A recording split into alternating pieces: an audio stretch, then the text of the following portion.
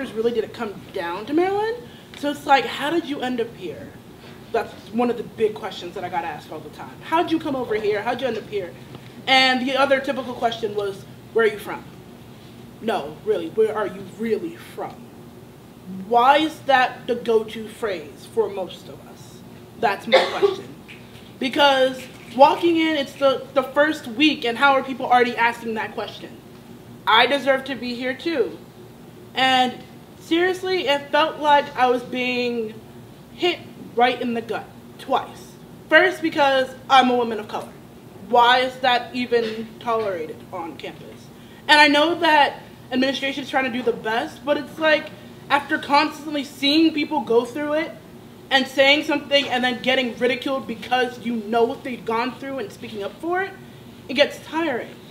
And the one experience that really hurt me was I had gone to lounge and I had shared one of my personal stories about how I lost my mom due to cancer. And I remember the weekend passed, and it's like that Monday, and I'm walking to one of my classes, and I'm kind of tired, and I'm just walking, and I'm like, I don't want to talk to anyone, I'm going to put in my headphones and walk by. And a girl comes up to me, and she was like, I love what you said at lounge, like on the Friday. And I was like, oh, thank you. And then she was like, but can I ask you a question? I was like, okay, sure. She was like, can you be honest with me? I was like, okay, sure. And she was like, what was the real reason why your mom died? Was it because she was shot in a drive-by, or was it because of her selling drugs that she got caught by the police and they shot her? And I'm sitting there, seriously, just staring at her like, are you seriously bringing this up to me? It hasn't even been a year yet. A year is on Halloween. I haven't even lost her for a year yet, and you're asking me these questions? And then, to make matters worse that day, I remember I'd seen one of my friends, and I hugged her, and I was like, I can't deal with this. I'm going home, calling my aunt. I had my aunt on the phone, and she was like, no, you have to stick this through. I'm like crying, and I'm hugging one of my friends who's Caucasian. And this other girl comes running across campus, and she starts screaming. I'm like, what the hell is going on?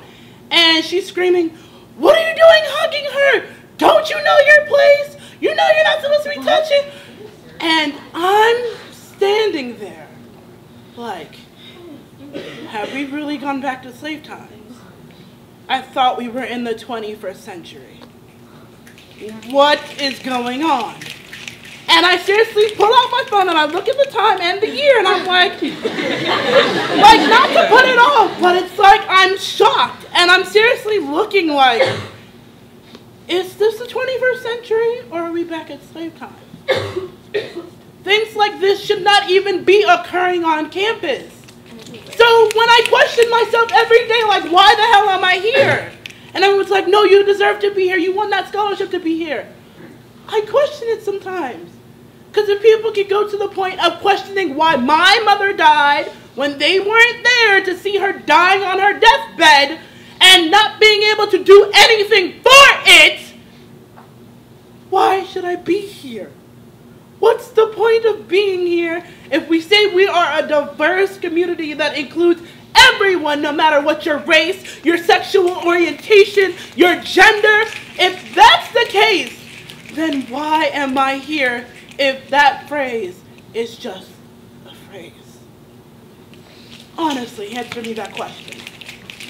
So when I heard about this, I jumped in. Yeah, I had my doubts about a few things, but I knew this is not going to go unanswered because things really do need to change. No one should have to experience any pain like what I've gone through. So change needs to happen, and I'm thankful that we're taking the steps to get there.